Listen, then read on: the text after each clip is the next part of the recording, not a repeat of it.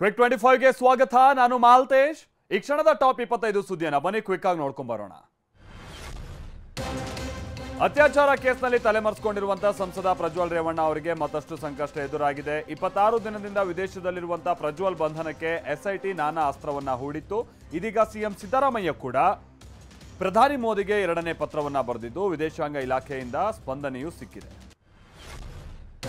Passport ರದ್ದುಗೊಳಿಸುವ ಬಗ್ಗೆ CM Siddaramaiah ಪತ್ರಕ್ಕೆ ಸದ್ಯ ವಿದೇಶಾಂಗ ಇಲಾಖೆ ಪತ್ರವನ್ನು ಸ್ವೀಕರಿಸಿದ್ದು ಮುಂದಿನ ಕಾರ್ಯವೈಖರಿ ಬಗ್ಗೆ ಪರಿಶೀಲನೆ ನಡೆಸ್ತಾ ಇದೆ.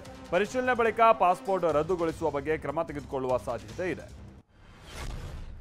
ಪ್ರಧಾನಿಗೆ ಸಿಎಂ ಸಿದ್ದರಾಮಯ್ಯ 2ನೇ ಪತ್ರ ಬರೆದ ವಿಚಾರವಾಗಿ ಕಲಬುರಗಿಯಲ್ಲಿ ಕೇಂದ್ರ ಸಚಿವ ಪ್ರಹ್ಲಾದ್ ಜೋಶಿ ಪ್ರತಿಕ್ರಿಯೆಯನ್ನು ನೀಡಿದ್ದಾರೆ. ಪ್ರಜ್ವಲ್ ಪೆನ್ಡ್ರೈವ್ ಹೊರಬಂದಿದ್ದು ಏಪ್ರಿಲ್ 21, ಆದರೆ ಪ್ರಜ್ವಲ್ ವಿದೇಶಕ್ಕೆ ಹೋಗಿದ್ದು ಏಪ್ರಿಲ್ 27ರಂದು.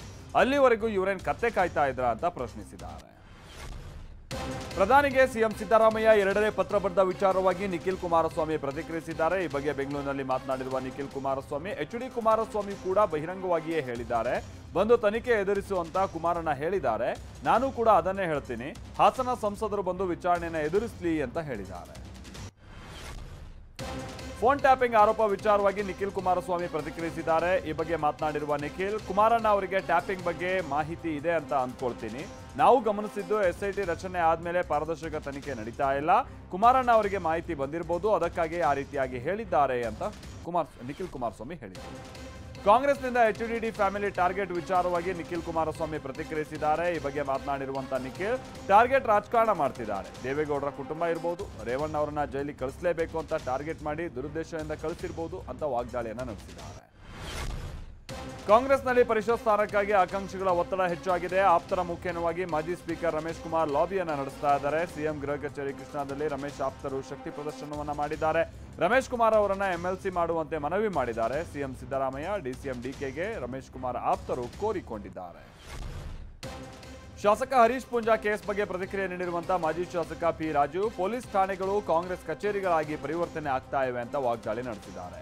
ಪೂಂಜಾ ಹೇಳಿಕೆಯಲ್ಲಿ ಕ್ರಿಮಿನಲ್ ಉದ್ದೇಶ ಇರಲಿಲ್ಲ. ಪರಮೇಶ್ವರ್ ದೇಶ ಕಂಡ ಅಸಮರ್ಥ ಗೃಹ ಸಚಿವರಲ್ಲಿ ಮೊದಲಿಗರು ಅಂತ ವಾಗ್ದಾಳಿ ನಡೆಸಿದ್ದಾರೆ.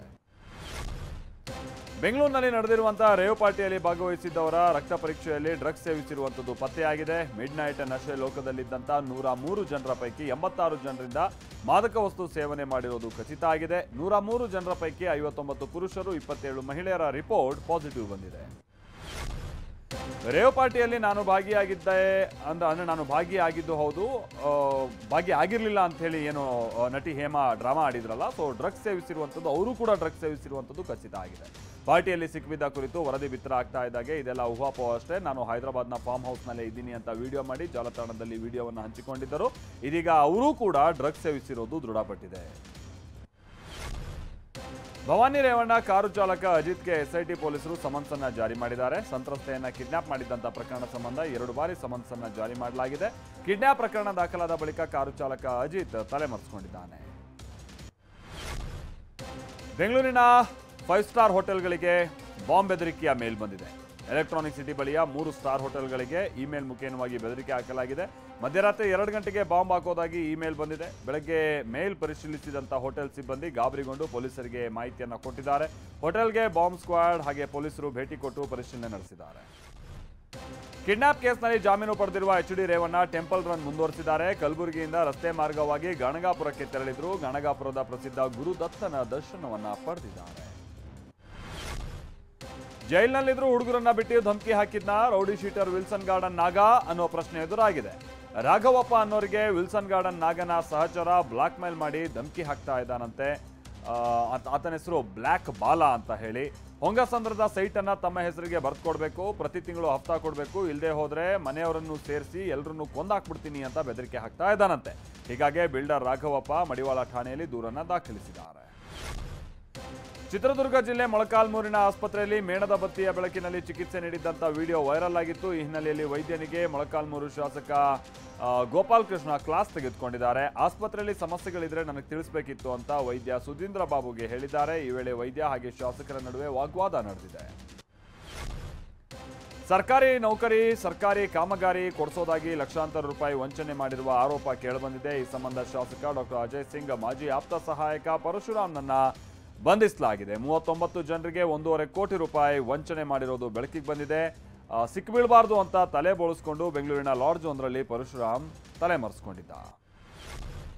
ಜೋರು ಗಾಳಿ ಮಳೆಗೆ ಶಾಲೆಯ ಶೆಡ್ ಹಾರಿ ಹೋಗಿದ್ದು ದೊಡ್ಡ ಅನಾಹುತವೊಂದು ತಪ್ಪಿದೆ. ಬೆಳಗಾವಿ ಜಿಲ್ಲೆಯ ಕಾಗವಾಡದ ಜುಗಾಳು ಗ್ರಾಮದ ಸರ್ಕಾರಿ ಶಾಲೆಯ ಶೆಡ್ ಹಾರ್ ಹೋಗಿದೆ. ಪರಿಣಾಮ ಅಕ್ಕಪಕ್ಕದ ಮನೆಗಳ ಮೇಲೆ ಬಿದ್ದು ಅವುಗಳಿಗೂ ಕೂಡ ಹಾನಿ ಉಂಟಾಗಿದೆ. ಶೆಡ್ ಬಿದ್ದಿದ್ದರಿಂದಾಗಿ ವಿದ್ಯುತ್ ತಂತಿಗಳು ತುಂಡಾಗಿ ಬಿದ್ದಿದ್ದು ಭಾರೀ ಅನಾಹುತ ತಪ್ಪಿದೆ. ಮುಂಗಾರು ಆಗಮನಕ್ಕೂ ಮುನ್ನವೇ ಕೇರಳದಲ್ಲಿ ರಣಭೀಕರ ಮಳೆ ಸುರಿತಾ ಇದೆ. ಕೊಚ್ಚಿ, ಮಲ್ಲಪುರಂ, ಎರ್ನಾಕುಲಂನಲ್ಲಿ ವರುಣಾರ್ಭಟಕ್ಕೆ ರಸ್ತೆಗಳೆಲ್ಲವೂ ಕೆರೆಗಳಂತಾಗಿದೆ. ಭಾರೀ ಮಳೆಗೆ ಕೊಚ್ಚಿಯ ಇನ್ಫೋ ಪಾರ್ಕ್ ಸಂಪೂರ್ಣವಾಗಿ ಜಲಾವೃತಗೊಂಡಿದೆ. ಕೇರಳದಲ್ಲಿ ಭೀಕರ ಮಳೆ ಸುರಿತಾ ಇದ್ದು 5 ಜಿಲ್ಲೆಗಳಲ್ಲಿ ರೆಡ್ ಅಲರ್ಟ್ ಘೋಷಿಸಲಾಗಿದೆ. ಪಟ್ಟಣಂತಿಟ್ಟ, ಇಡುಕ್ಕಿ, ಅಲಪ್ಪಳಂ, ಕೊಟ್ಟಾಯಂ ಹಾಗೆ ಎರ್ನಾಕುಲಂ ಜಿಲ್ಲೆಗಳಲ್ಲಿ ಹವಾಮಾನ ಇಲಾಖೆ ರೆಡ್ ಅಲರ್ಟ್ ಘೋಷಿಸಿದೆ. ಇನ್ನು ಕಣ್ಣೂರು, ಕಾಸರಗೋಡು ಸೇರಿ 7 ಜಿಲ್ಲೆಗಳಿಗೆ ಆರೆಂಜ್ ಅಲರ್ಟ್ ಘೋಷಿಸಲಾಗಿದೆ. ಮುಂದಿನ 5 ದಿನಗಳಲ್ಲಿ ಭಾರೀ ಮಳೆಯಾಗುವ ಮುನ್ಸೂಚನೆಯನ್ನು ನೀಡಲಾಗಿದೆ.